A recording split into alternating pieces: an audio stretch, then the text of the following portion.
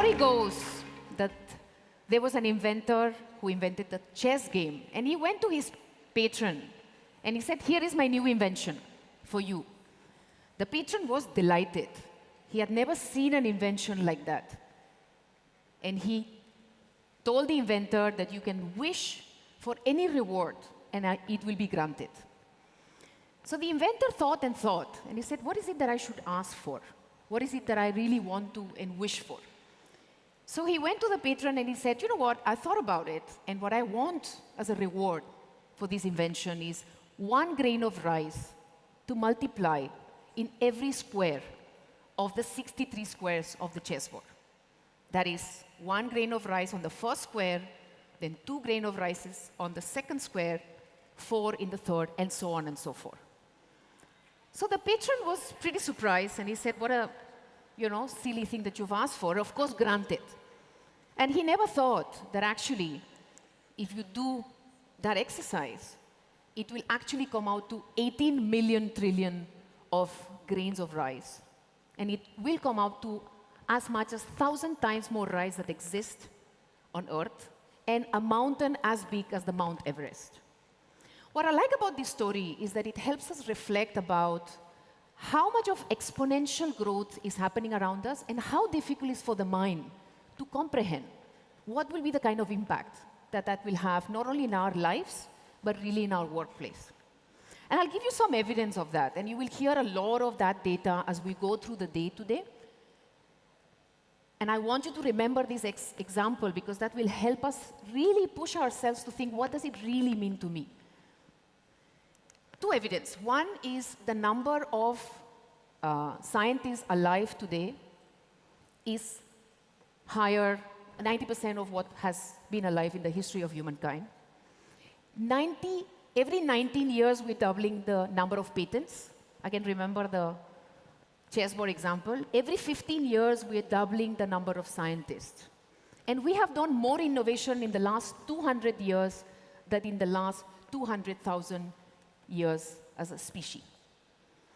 Of course, that will have a huge impact on our jobs and our skills. McKinsey predicts that by 2030, there will be a shift of occupational skills required between 75 million to 375 million occupations will get disrupted.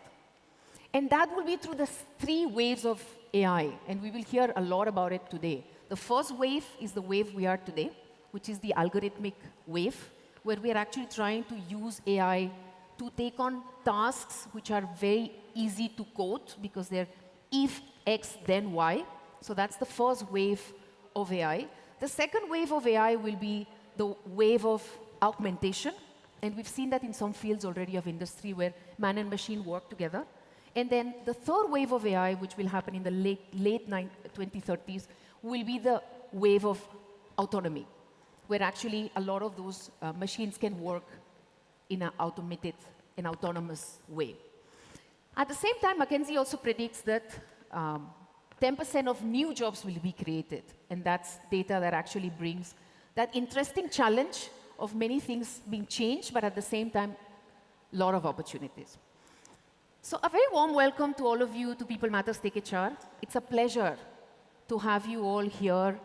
It's been a work of months and months putting this agenda together and talking to many of you who've been part of this journey to take it to a reality. The mindset for the full day today and tomorrow when we have the study tours, it's a mindset of possibilities. It's a mindset for thinking about how do we shift from what's required to what's possible. The way we've looked at the agenda and they've structured the agenda for all of you today is in 3 big elements. One is about widening your network. I think in times of exponential growth, the more connections and the more diverse those connections are, the more access to information and to understanding. So widening the network is a very important objective that we have for all of you today. The second is, of course, learning. This is an opportunity to invest in yourselves. Most of the times, we do this curation for our employees, right, as we give them experiences. Today is your day. Today is your day to receive those experiences and use them as a learning journey. And the third objective is about experimenting. It's about using today and tomorrow as a way to get out of your comfort zone And maybe try things that you normally won't do in a conference. That playfulness that we saw in the video, that childlike wonder that we saw in the video, maybe you can use this space to actually experiment some new things. So I'm going to take you quickly through each one of them, and I'm going to do some exercises, and you'll have to work with me. And I know we have 2 tracks. In track 2, I can see you as well, and you can see me. So you'll have to work with me even though we have a wall separating us. So the first exercise we're going to do, if it's about widening your network, then it is about widening your network. So it can't be a theoretical point, and it has to be actually a practical one. So what I'm going to do is, all of you, on your chairs, you'll have a picture card, something that looks similar to this. Everybody has one? If you don't have one, you can raise your hand. Just keep your hand up, and then somebody from our team will come and give you a card. Again, if you're in track 2, please raise your hand. I can see you. You can raise your hand, and there will be somebody from our People Matters team giving you a card. So what we're going to do is, I'm going to explain you first the exercise, and then I will request you to work with me on this. Okay, so here is the question that I would like all of us to reflect as a group. In the context of our organization, when I'm looking at this card, in the context of my organization, what's the biggest opportunity that technology can bring? Okay, so that's the question, that's the picture card. Now what we're going to do is Jeremiah, can I have you as my volunteer? What we're going to do is we're going to use this as a reflection not only for ourselves, but as an opportunity to meet somebody new. So this exercise can only be done with somebody you don't know. Can I have everyone's agreement on that? I can't hear. Can I have everyone's agreement on that? Yes, wonderful. If you have met this person in the morning, that counts. That's still, but it can't be your colleague, it can't be somebody from your organization, right? So what we're going to do is I'm going to say, well, hi, I'm Esther, I'm from People Matters, and when I look at this picture, the biggest opportunity I see for my organization is that technology, if you see this is like an arrow, technology can really bring a lot of clarity for us. So that's what I can see in this picture. Jeremiah will do the same, and then we will exchange cards, and then we will go and find another person, right? So, step 1, we will all stand up when I say time, not yet, not yet. Step 2, we will look at our picture and reflect, how does this picture, looking at the context of my organization, how does this picture shows an opportunity that technology can bring to my organization? We will share that, and we'll exchange cards, and we'll go and find someone else. Any questions? Is it clear? Can I have a raise of hands that it's clear? I still not see all the hands. Can I have a raise of hands that it's clear? Okay, awesome. Now, the most important instruction is, how do I bring you all back after 3 minutes? Which is the most challenging part of my speech, honestly. So I need everyone's commitment that when I say time is up, you will all listen to me very politely. If you're in the middle of the conversation, you very politely say, let's talk later in the break, and then you will sit down. Can I have everyone's commitment on this? Now I want all the hands up. Every hand. I'm not going to start otherwise. Yep, okay. So your 3 minutes start now. You can stand up and go and find your partner and think about the question.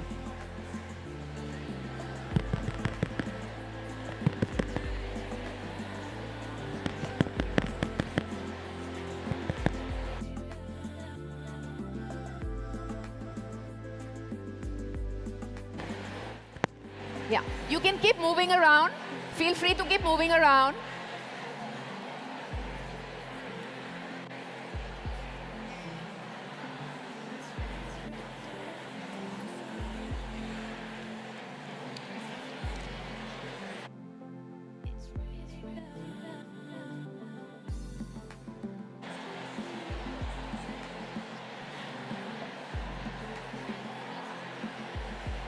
Just keep moving. Another 2 minutes. Just keep moving.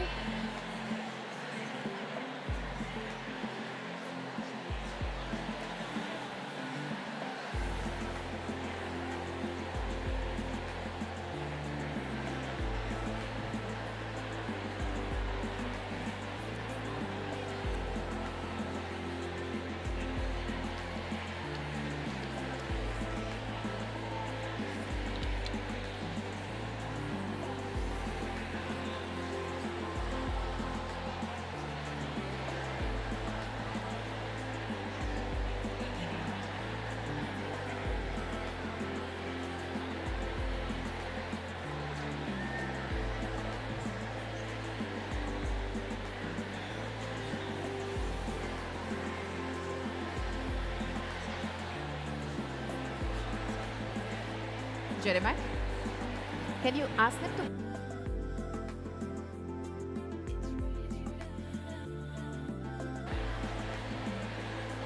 Okay, last 1 minute. Last 1 minute.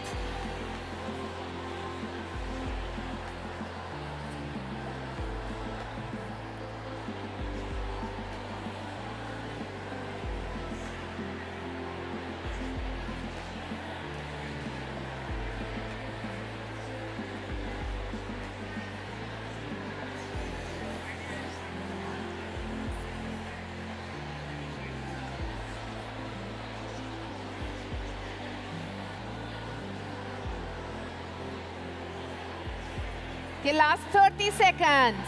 Last 30 seconds.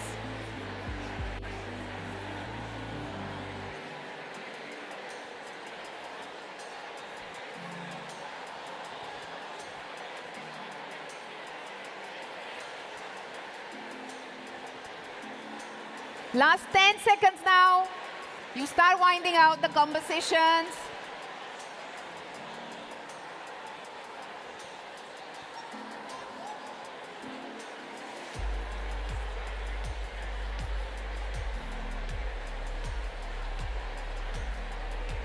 All right, so time is up.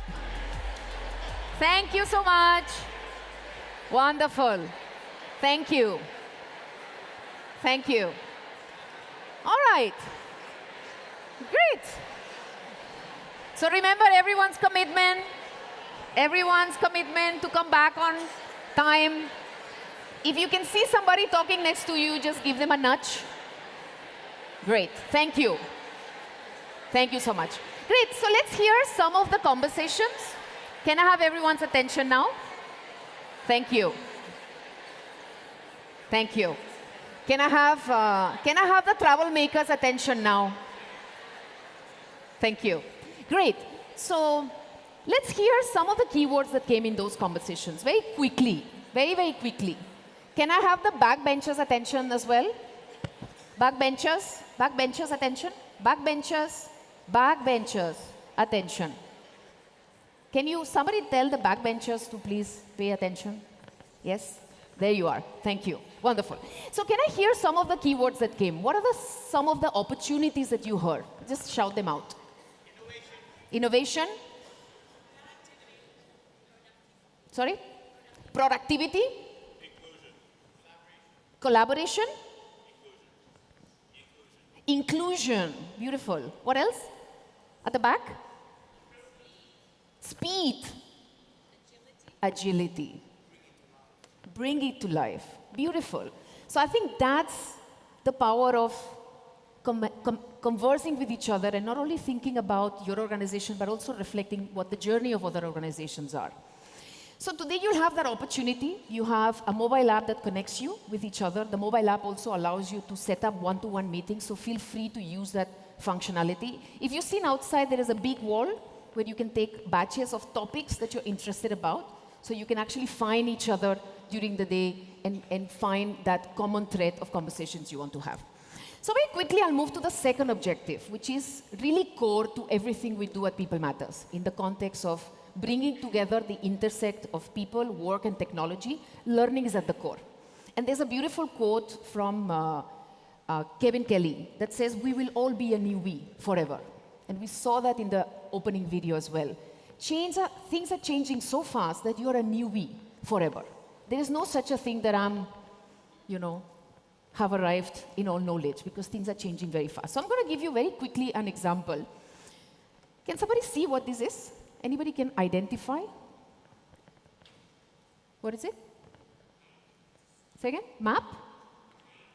Sorry? It's a cow. You've seen this before. No? Very nice. It is a cow? I don't know. What do you think? Anybody else can see something else? What can you see? You can see something. What is it? Say again? A skeleton.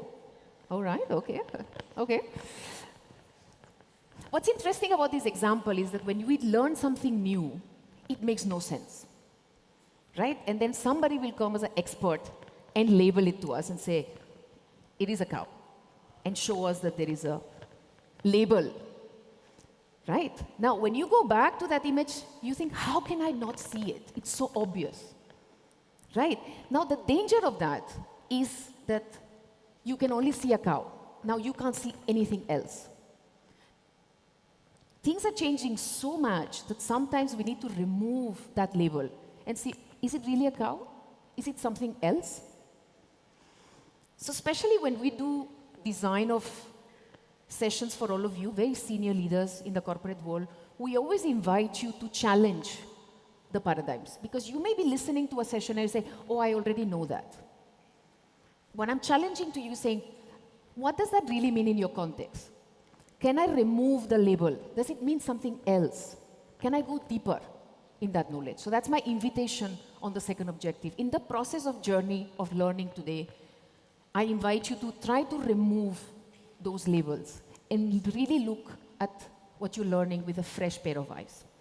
So what you're going to see in the agenda are 4 main thought process from content perspective. The first one is future is now. These are going to be the sessions that are going to talk about blockchain, robotics, AI, which is really not yet mainstream when it comes to work. But these are technologies that will tremendously disrupt the way we look at talent. So this is the track which is more forward thinking, more future focus. The second track, we call it Tech as a Glue. That is the functional expertise of how HR can bring more value to business and impact business, leveraging the power of technology. So you'll have sessions on learning, recruitment, performance management, compensation, and so on and so forth. So how can these sessions help you become a better functional leader in your field? The digital force is going to be the C-suite content, where we're going to have a lot of non-HR leaders bringing perspectives about digital transformation and what's happening in the context of industry. And then the last one is actually the masterclass session. So you will see all those sessions being much longer, and the learning objective is a lot more of skill building and investing in ourselves. So that takes me to the third piece, which is the third objective that we had with TechHR conference, which is experimenting. And again, I'm going to do a quick exercise. All of you have a 30 circles that looks like this on your chair. If you don't have one, again, raise your hand. Somebody from our team will bring this to you in a minute. So if you don't have one, please raise your hand. Even if you're standing, you can do this exercise. So you can keep, if you want to do it, keep your hand up. And remember, it's all about experimenting. So I invite you all to do this. Okay, this exercise is, it's an exercise from 1960s. Some of you might have done it. I've done this exercise many times, and every time I do it, I learn something new. So even if you've done it before, again, remember about the cow, remove the label, and experience it fresh. So this exercise was created by Stanford design program, and it's normally used to do brainstorming. And I'm going to tell you what we have to do. I'm going to give you 1 minute. And what you need to do in that 1 minute is to fill the circles with as many recognizable objects as you can. Right? It's time bound. You will have only a minute, and you will have to fill as many circles as you possibly can. Any questions? Is it clear? Hands up if it's clear. Okay, wonderful. Track 2, is it clear? Okay, great. So don't start. We'll all start together. Okay, so time starts now. You have 1 minute to fill as many circles with recognizable objects.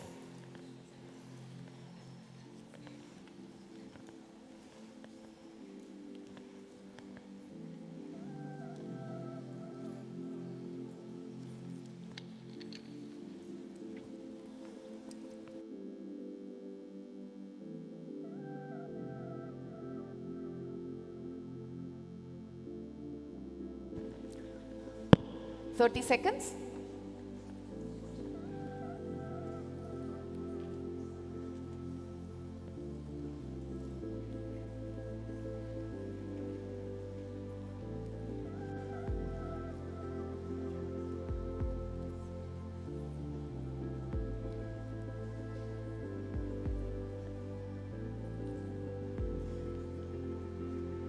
Last 10 seconds.